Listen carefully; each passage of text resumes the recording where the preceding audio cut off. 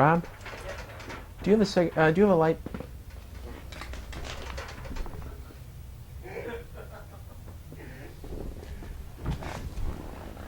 How horrible. Was that her name? Yeah, how's this look, Ira? Is that window What was her burning name, not too Sam? bad? Mickey? Mickey. And who's the big one? Janet? I don't remember the other It's one. hot, but is it bothering you? Beast? Beastmaster, yeah. Did you see that? Did you hear Goodman's joke? Yeah, I did see Beastmaster. Okay, That was never mind. Beastmaster. Don't talk about Vic. What'd you say? I didn't like Beastmaster. Wait, So this guy does it too. There's a raucous atmosphere on this set. I don't like it. Unlike Jason Miller, who was like a lewd. It was rolling. No, they're freaking out. Okay.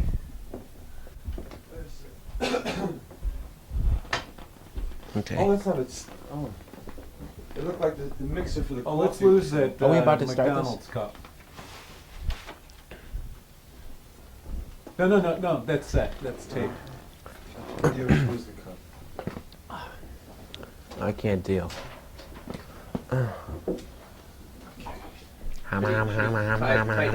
Sam. When we made Evil Dead, I wanted to do something that.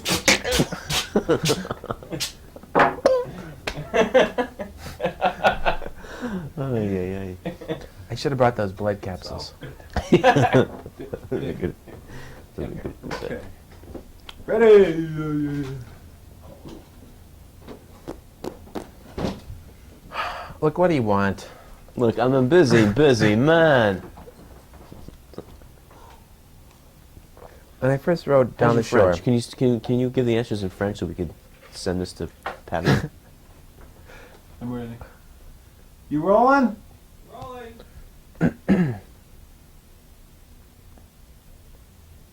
Ready? Action? Thank you. Sam, what are the origins of... Okay, start. Go right ahead. Okay.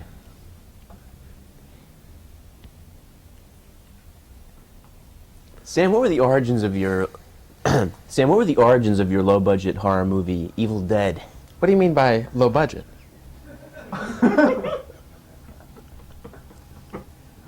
Start now. Okay. Quick. Okay. Sam, how did your low-budget horror film, Evil Dead, come to be made? Well, I met Robert Tappert at the University of, no. Okay. Robert Tappert and myself, along with Bruce Campbell, all live in Detroit. And we... Oh,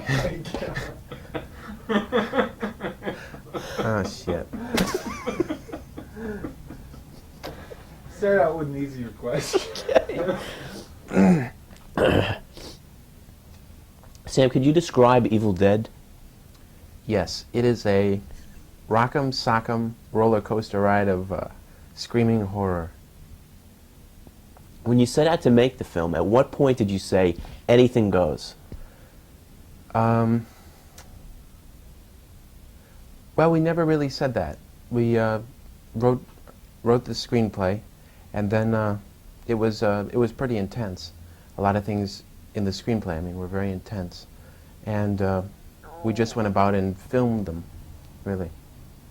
So that it was your intention from the beginning to make a brutal, savage horror film. Yes.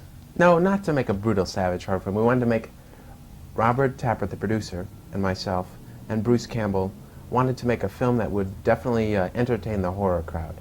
Because we had sat in on a lot of drive-in movies and a lot of cheap horror theaters in Detroit during shows, and sometimes, most of the time, we would watch films and they didn't deliver enough. That's what we felt. So we wanted to make one that would really knock them with a punch. There are a lot of filmmakers that work out of the New York, LA mainstream, the regional filmmakers like Romero in Pittsburgh. Renaissance Pictures, your production company, is working out of Detroit. What are the advantages of regional filmmaking? Well, for us in Detroit, it was certainly possible. I don't know, I can't say easier because it's the only place I've done it, but it was possible for us to raise money out of the city. And possibly it is an advantage to live there because when we went to people knocking on doors and showing them a short version of the film we intended to make for money, they were still struck by the novelty of the thing, not having lived in a film production town. So it could have been a great advantage, the fact that we were asking for this money in a place that they don't make films. We were able to get it, certainly. So I think that living in Detroit had a lot to do with it, because of that, and therefore, and how. But also, the unions in Detroit aren't quite as far as I know. I've only made it one non-union picture, but they aren't as intense or powerful, and they won't slash your tires, or they won't do any horrible things or make you act or have men on your sets, because it's just not that strongly organized. So as an independent, it's easier to sneak through their net, make a picture. To raise the financing for the film, you made a Super 8 pilot for the picture. Right. Before we made Evil Dead, we made a Super 8 pilot called Take it from the top. Okay. Before we made Evil Dead. Before we made Evil Dead, we made a Super 8 pilot of the film we intended to make, and that was called Within the Woods. And what I did was took the screenplay for Evil Dead, took a number of the elements from it, and wrote a very short story. We filmed it, and it ran about 30 minutes, and we used it to show the investors exactly what kind of film they'd be buying into, because we had no track record, and they needed some sort of tangible proof that we could in fact make a movie of professional quality. Yeah, how old were you when you directed the film? I was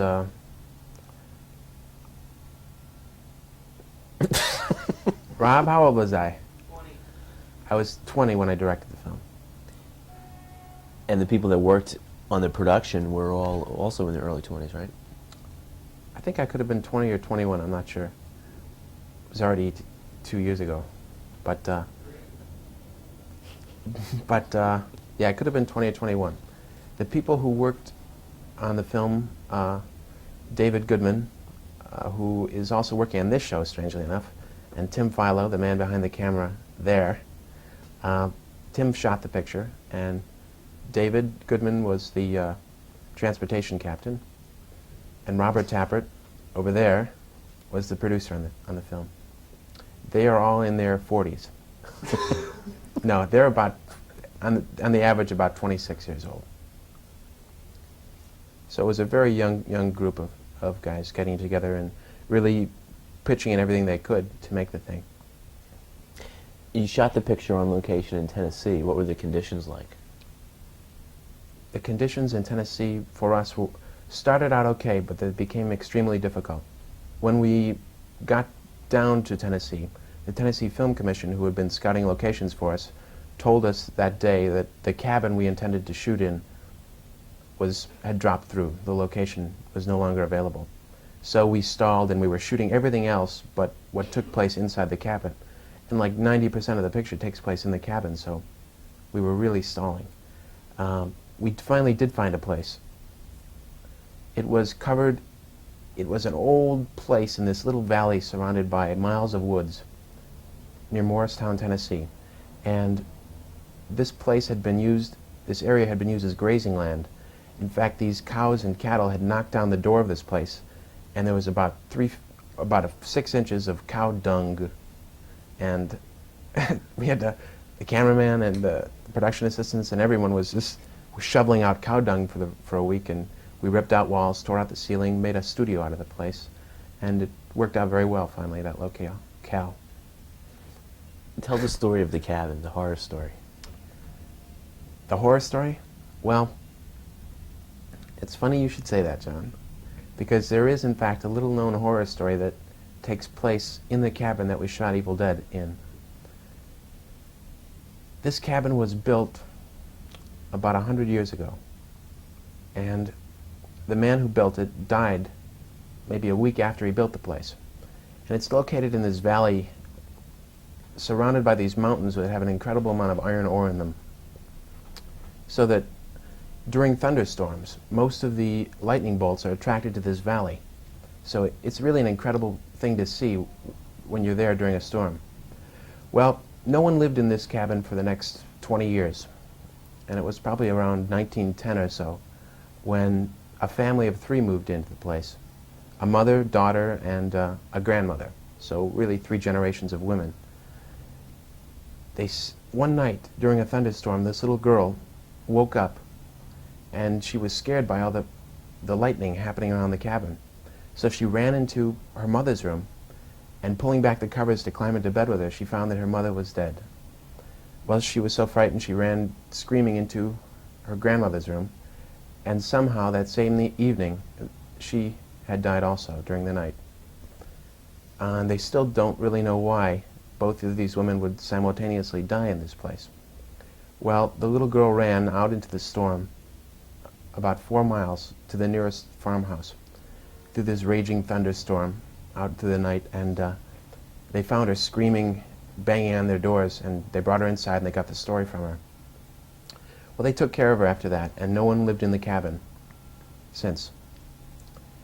This woman, this older woman, during thunderstorms, after that, I mean this younger woman who is now an older woman, but the little girl, Sally.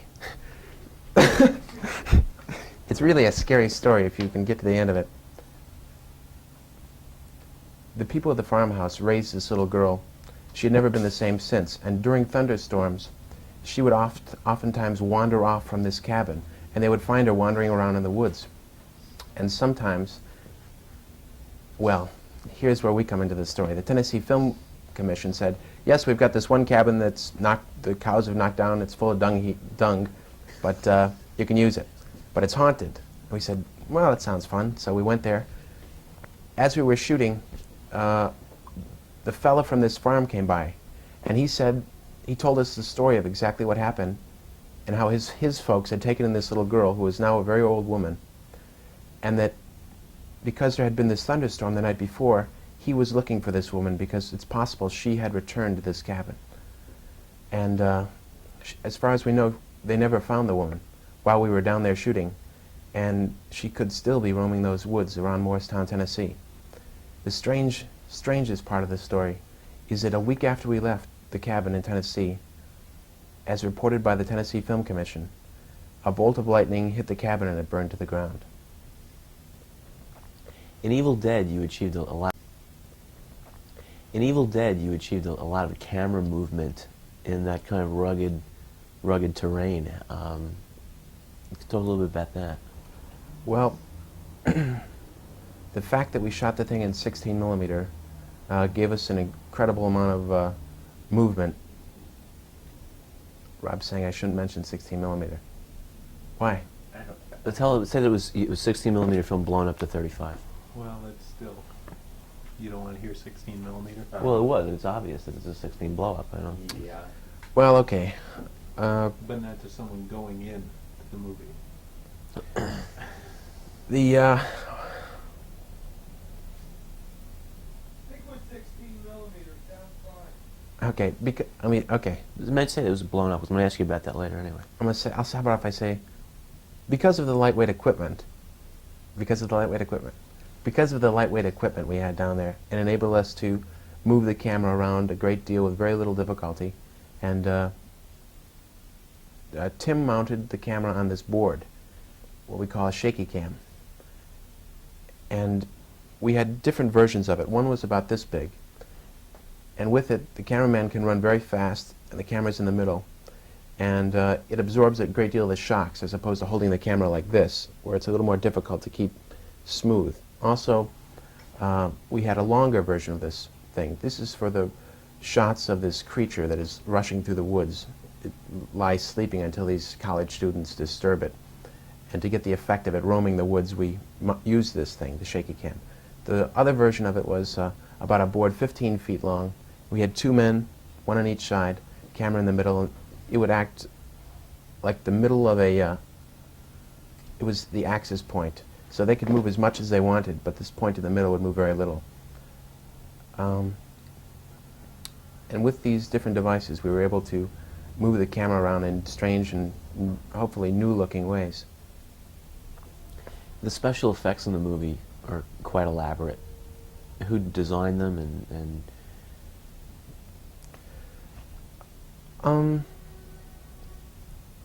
Well, we had really two different effects men. They were broken up into categories of makeup effects, and that was Tom Sullivan, and then optical special effects, which is Bart Pierce. Tom did all the things with taking molds of the actors' faces, putting on the actual makeup, creating the masks, and building the creatures when we would have dummy shots. And Bart took care of the mats and worked with the stop-motion animation. And all through the final meltdown sequence, Bart and Tim and Tom Sullivan worked together for 9 weeks, just shooting stop-motion animation with the use of mats and split-frame animation, and it was just a very intense effects experience. What was the question? I got to answer shorter. I'm just getting blown away. Is Rob distracting you sitting right there? Mm-hmm. Okay. Maybe you can say behind the camera? Would you? After raising the money for the film, shooting the picture, then you came to New York for post-production. Yeah. What did you find when you were going around looking at some of the post-production facilities, how you were treated, obviously a young filmmaker coming in with a low-budget picture? Treated with a great deal of curiosity and friendliness, really, because at that time we were shopping around for the best editor, the best place to do the mix, the best place to rent rooms. So people treated us in a very straightforward and businesslike way. I think they realized that we were serious, so age didn't really become a factor at that point. Actually, it was not difficult. The fact that I was very young, did not put a hindrance on any of the production, I felt. The sound effects track on the film is elaborate, to say the least. Who was responsible for that? A fine sound editor by the name of Joe Macefield, and he did all our sound cutting. He came up with the most incredible sound effects, from Kandarian plotzing to pigs being slaughtered. It was incredible, really, the amount of effects that he could come up with. And we had long discussions during spotting sessions about the type of sound and the effect we wanted to achieve and how to harmonize these creatures' voices to make them sound unearthly, along with our mixer, Mel Zelniker, who is really very talented. He's worked on an incredible number of Hollywood pictures. And in Such films as? Mel Zelniker has worked on such films as Reds, Ragtime, boy, more than I can mention, but he's got a slew of experience behind him. Joe cut the sound here in New York in an editing room, 1600 Broadway, and that was a nice experience because I got to meet Brian De Palma for the first time, who I greatly admire, and in fact, I played him in video games. I hate to say this, and I really beat him kind of bad, twice. But he was very nice to me too, because I think he knew how hard it was to make a picture, so he understood. Okay, I'm going to ask you to Yeah. give a brief synopsis of the story Okay. the film was about. Evil Dead is a film about 5 college students that go up to this small cabin in the mountains of Tennessee. And there they find an ancient book and a tape recording of a man, both left there by this man, a professor, who had gone to this cabin to study these artifacts on this dig that he had been on in what would have been ancient Samaria. And the tape recording that they find is a journal on exactly what this book is. And in fact, it's the Book of the Dead, a book of do's and don'ts dealing with the deceased. It's got burial passages of the Sumerians and ancient incantations for resurrecting the dead. And he warns on this tape that these things shouldn't be tampered with. But in his quest for knowledge, he goes ahead anyways, and he unleashes these evil forces. And in fact, they're still there as these children are one by one terrorized by it. It comes from the woods, this dark and brooding entity, and surrounds the cabin that they're in, and one by one it possesses them, and their eyes go white, and they're jerked about like marionettes, and they're forced against one another. And it's a love story. No, it's not a love story, but it's a lot of fun. I don't want to give away the shock ending, but we tried to make it as scary and as fun as possible. A lot of horror films are criticized for their assault on women, their have sex and die motifs. Evil Dead is not like that. In Evil Dead, everyone gets it. Right. That's true. Everyone does get it. In fact, in Evil Dead, we tried to make a tried to elevate the role of women in films so that they wouldn't totally be stereotyped as the victims. And I look at it as a blow for women's liberation in horror, in the sense that they became the monsters in this picture, and they terrorized the men. There's a powerful scene in the beginning of Evil Dead where a girl is raped by the spirits of the dead. Why did you do that, Sam? Good God. No, how did you do the effects for that scene? The effects in the vine attack scene? Actually, they were really very simple. It is backwards motion, and we took these very elastic type vines, wrapped them around Ellen Sandweiss's limbs, and pulled the vines off, and played backwards. The vines appeared to leap to her arm and wrap themselves around her. When the film was finished, then you then took it to an agent named Irvin Shapiro, Right. who has quite a long track record in the business. What was that like, talking to Shapiro? An incredible experience. He, in my opinion, he's the smartest man in the business, really. He's been in it the longest that I can think of anyone being in the thing. He got his start in the business doing publicity for Eisenstein's Potemkin. That's how long he's been working in films. And it was really a great honor to be able to be with him and work with him, to see how he works and try and tap into all his knowledge. He's really got an incredible history behind him. And he's really got a very good sense of humor. So that really helps when you're doing something as serious as trying to sell your first film. Tell the Einstein story, like, briefly. You know the Einstein story with him? Eisenstein. Oh, that's not really right, John. No? No, that's not really what happened. What happened was, this was a mistake he made. Okay. He misphrased that. It's a non-existent story. Okay. Stephen King saw the film at Cannes and did a rave review of it for Twilight Zone.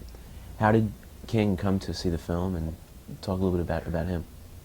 Well, the film that he wrote is Creepshow recently, and Irvin Shapiro was handling the overseas sales for that picture, along with Evil Dead. So we had the same publicity agent at the Cannes Film Festival, and he was there to promote Creepshow, and I came to promote Evil Dead. And I met him briefly because we had the same press agent, so we were together much of the time. And he surprised me by seeing Evil Dead. I was very happy. What happened? Oh yeah, he saw the thing. And then I heard that from some kids that were sitting next to him, yeah, you know, Stephen King really jumped during Evil Dead. I said, great. Boy, that's wonderful. So when I got back to Detroit, I called him up and I said, Mr. King, is it possible to get a quote from you to say, yes, I really liked Evil Dead, if that's what he felt about it. I said, could I get a quote from you? And he said, you know, I would like to actually write a review on Evil Dead for Twilight Zone magazine, and you can lift the quote from there. So I said, great. Boy, that would be wonderful publicity, thanks. So he came out with that review, and he's really very nice to young he was very nice to me, anyways. It certainly will help us a great deal, I think, that review. And it has helped us. Evil Dead has won many awards in Europe at various festivals. Well, we've taken Evil Dead around to different horror festivals overseas, and we have won some awards. We won the Sitges Festival Best Picture Award and Best Special Effects there. That's in Spain, and we took it to the Canuck Heist Festival in Belgium, and we won the Best Picture Award. And we went to the Paris Festival of Fantasy, Horror, and Science Fiction, and we won first prize of the jury and first prize of the public.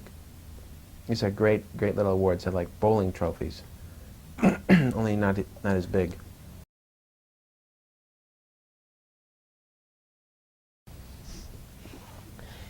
Talk a little bit about Bruce. Oh yeah. Well, there's three of us actually who formed the company that made Evil Dead. Bruce Campbell, who stars in the picture and is also one of the executive producers. Robert Tapper, who's the producer, and myself. And Bruce is first and foremost an actor, a performer. He was in all the high school plays that we were in high school together, and he was in all the plays there. And he went off to college for a short time, studied drama only, and still acts in dinner theater groups and a soap opera in Detroit currently, and now he's going to be doing a sitcom, and he'll be starring in our next picture entitled Relentless. It is a crime movie. Relentless is the next film that we intend to make. It's a crime story. It's a story of a man who tries to plan the perfect murder. And in fact, he does carry out this perfect murder, but the murder that he's planned turns out through a strange series of coincidences and mistaken identities. The murder turns out to be his own. So, Well, now we don't have to go see the film, Sam. Thank you for telling us. I won't reveal the shock ending, however, to that film either. Okay, let's go back and you describe some of the conditions, some of the horrible conditions on location. Oh, yeah. Like Well- shooting in the swamp, etc. Right. The place was miles really from civilization, so it was very difficult to get a truck in there to hook up power, but we did it. We couldn't afford to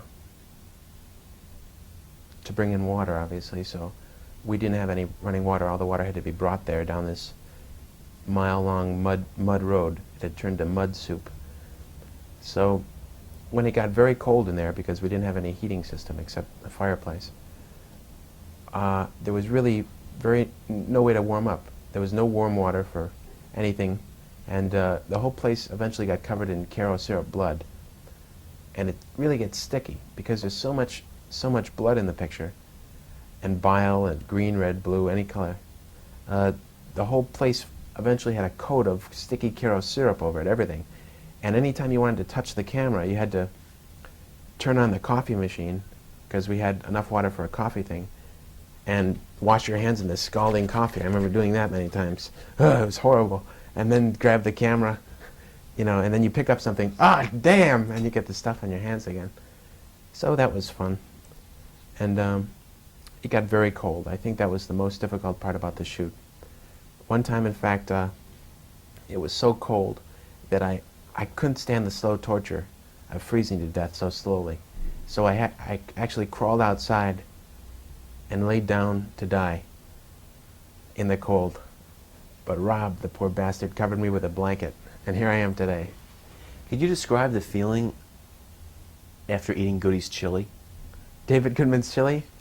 I have to warn all professional filmmakers that David Goodman, a transportation captain on Evil Dead, made a chili that is deadly. It is very difficult to consume.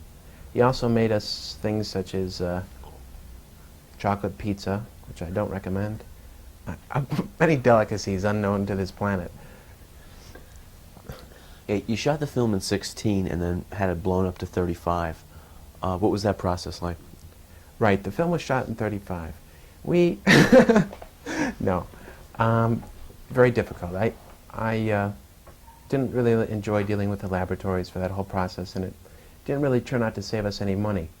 But I was very happy with the final result. I thought it looked as good as any 35 picture, and I don't think that the audience will be able to tell the difference. It looks, it doesn't look Hollywood slick like Friday the 13th or anything like that, but it has its own ambience, I think, that works for the picture. What are some of the more recent horror films that you've enjoyed? Creepshow? I really enjoyed that. I'm trying to think of others. They don't come to mind, but Creepshow for me was a lot of fun. Really, I haven't enjoyed a bunch of the horror films lately. Oh, I like The Thing. The Thing was really good. Are there any directors in particular that you really admire or emulate? I really admire the directors who I really admire are, as unfashionable as it may be, is Steven Spielberg, Kubrick, Hitchcock. What do you think, for you, what was the biggest problem for you in making the film? If there's a single thing you could single out as a low-budget filmmaker. The single thing that I could single out? The most difficult thing? Was, the most difficult thing about making the film was when we'd reach stretches where we would run out of money and having to stop for 3 months, whatever we're doing, and put on our suits again and get our briefcases out, our matching briefcases, and cut our hair short and shave and look presentable again and go around knocking on doors asking for more money. And getting the names of people trying to get names of people who you could at least ask for money, that was the most difficult part, the waiting, I think. The inactivity of the process. What were the Paris audiences like when you showed them Evil Dead? The Paris audience at the Rex Theater, which is the oldest theater in Paris, giant place, they went crazy. They're out of their minds. They throw paper airplanes. You go up on stage, they throw tomatoes at you. They confiscated a gun from some fellow when I was there. And one time, from the balcony, they threw a whole bucket full of razor blades down at the crowd. It's really insane audience, and they start these cheers together. Arrivé, arrivé. I don't know what they mean, but they're saying something, and it's in French too. And they're just wild. They go crazy. They scream things back at the screen like every movie is a Rocky Horror Picture Show. They really are a die-hard, fun-loving horror crowd. What kind of demands were made on Bruce Campbell, the star of the film, on location down there? Incredible demands were placed upon Bruce while we were shooting the picture.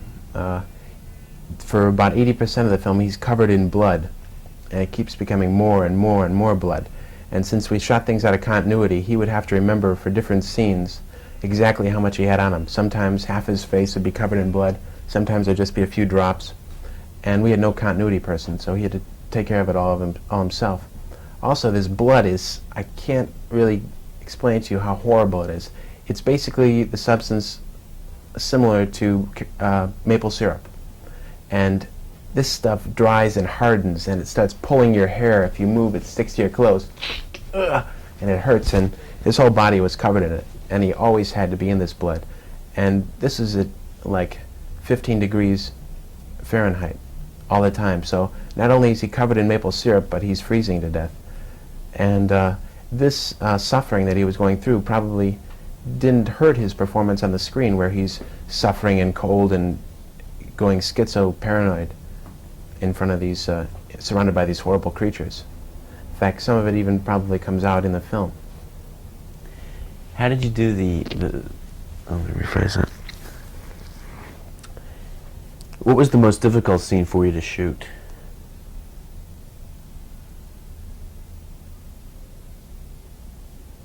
The most difficult shot for me, personally, in the picture was, it's a track beginning upside down, and it goes over Bruce Campbell's head, and then the shot ends right side up. And for that, I had to be hanging from the ceiling by this, what do you call this, underneath your knee, on a rafter, So I was actually hanging upside down with the camera like that. Bruce walked toward me, and I had to actually pick my body up with my legs and then come back down. It's very difficult to explain, but it's actually what happened. And that was the most physically difficult shot. We had a weird experience that we were shooting the very first shot of the movie. Tim Fowler, the cameraman, and myself went to this field to get a very long shot. We were using a telephoto lens of this bridge that the car is crossing. The kids are coming up to the cabin. Well, the whole field was filled with cows, and there was one bull. And it wouldn't let us into the field. There was a barbed wire electric fence, and you had to crawl under the thing, but the thing wouldn't let you get anywhere near its cows. So we had one of the production assistants sing to this bull, to distract it, and we snuck around another section of the field down this hill where the bull couldn't see us, snuck under the fence, passed the camera gear through, set up the shot. We were starting to just shoot. The bull is coming, the bull! We heard some screaming, and what he was screaming was, the bull is coming. And that means that there's a bull coming towards you. And we looked up on the hill, and there was a bull charging us. Well, I don't have a good story about grabbing the negative or anything like that. I just ran for my life, and he chased us around trees, and we couldn't get out because the fence was electrified. It's not something you can like grab and climb over in a minute. You have to actually stop and crawl under this thing. It was a nightmare. But we survived. Where did you find the actors? The actors for Evil Dead were recruited out of Detroit, mostly out of the commercial business. Some were in dinner theater, and they had been making documentaries and industrial films, and we had a little audition, and we whittled it down to finally the 4 people that we needed besides Bruce. One of the girls, Ellen Sandweiss, who plays the female lead in the picture, I went to high school with her also. So Bruce, myself, and Ellen all knew each other, and really all we had to cast for were the other 3 parts.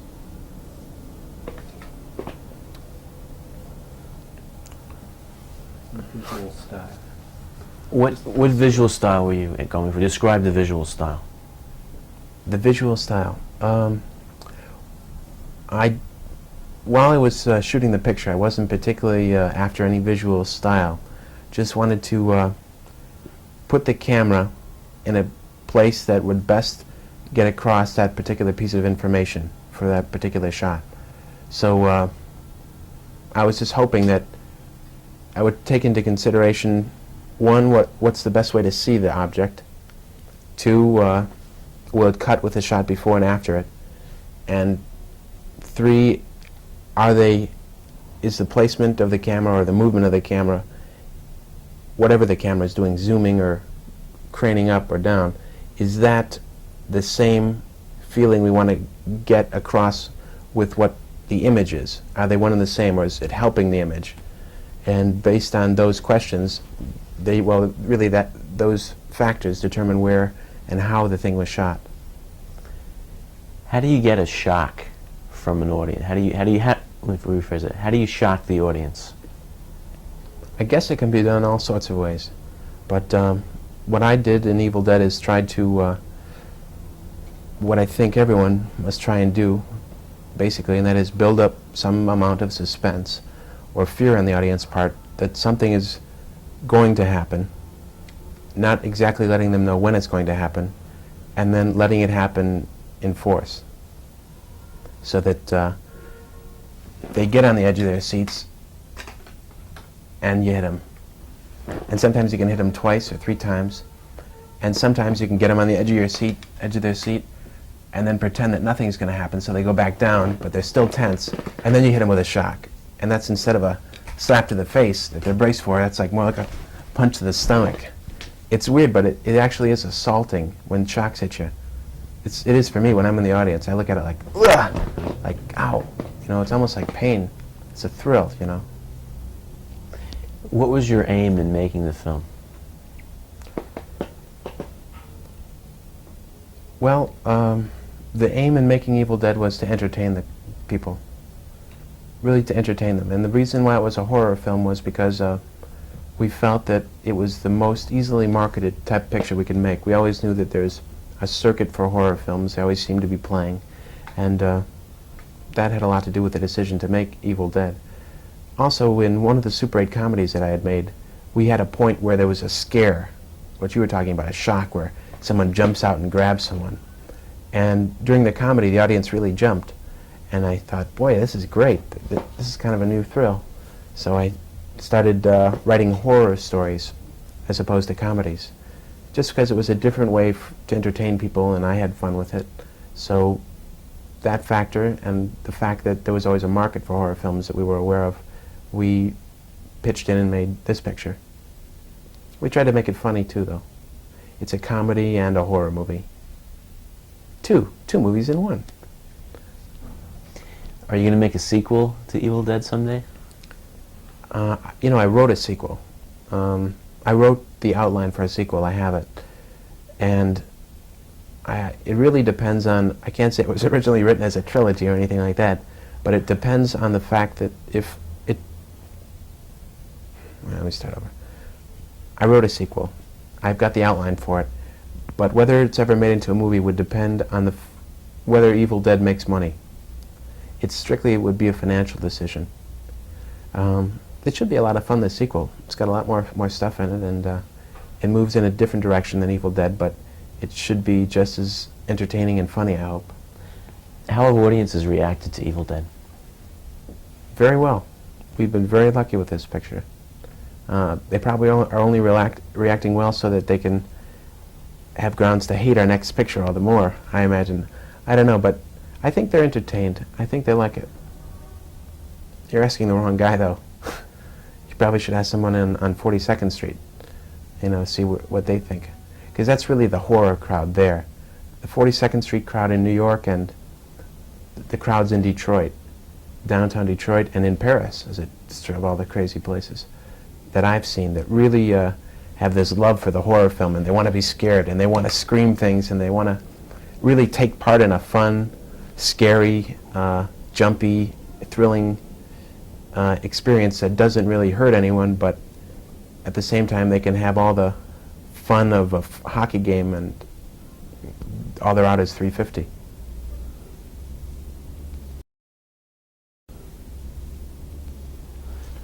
Do you see the horror film diminishing at all? Well, there was certainly a in the market. Okay, as far as people saying the horror film diminishing, in the marketplace, certainly there was a glut of them about 2 years ago and last year, and now they seem to be making a lot less of them. And people aren't spending as much money to go see the horror films now as they were. But I think there'll always be a market for them. There always has been. So there's no reason to think it'll stop.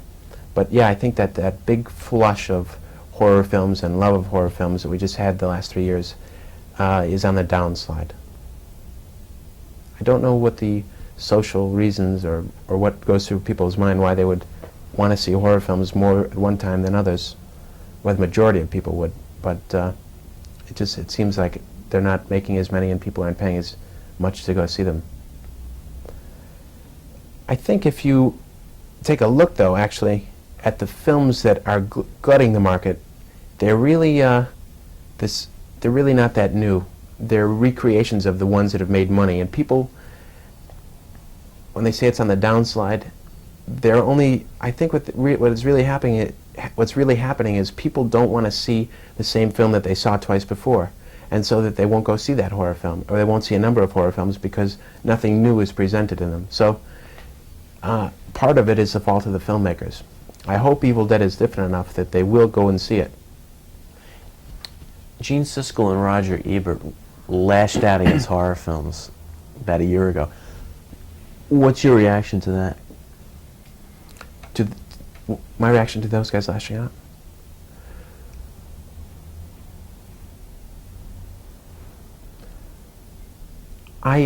As far as Gene Siskel and Robert what's his name?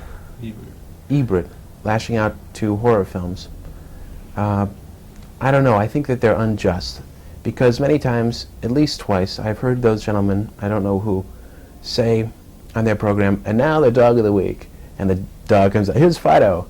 That's okay, that's cute, but they say, now this is a film that I had to walk out after 5 minutes. It was so bad. And at that point I say, basically you shouldn't be reviewing it then. Because if you've only seen 5 minutes, you don't know what the film's about. Give the filmmaker a chance because it's so difficult. Well, I don't want to get into a sob story, but obviously the filmmaker has put a lot of work into it, a number of other people. And this fellow is saying it's no good. He's only seen 5 minutes. If someone only saw 5 minutes of Evil Dead, if it was great or if it's bad, I'm not saying, but if they only saw 5 minutes, I don't think that they could get a very clear idea of what the film is about. So any reviewer that states that, for me, even once, is coming from the wrong direction. They're not giving it a chance. They're not going to the theater wanting to like something, wanting to see its good points. They just want to get a quick impression of what they think it's going to be like and then extrapolate from there. And I don't like that. Rob, is there anything you want me to touch on? No. Tim? Mm-mm. Sam? I can't think of anything. Okay, Ira? Looks good. Okay, wrap it up. Are you sure there's anything else? Yeah, I would like to say one other thing, and that is that Steven Spielberg owes me $5, and I've been calling him about the thing. I've been asking him for it. I don't know why I can't get it because I need that money. And Steve, you think you come across with that $5? No, I don't know. No, I'm just kidding. Thanks a lot, Sam. Okay, thanks. Thank you, John. It was a pleasure being on the show.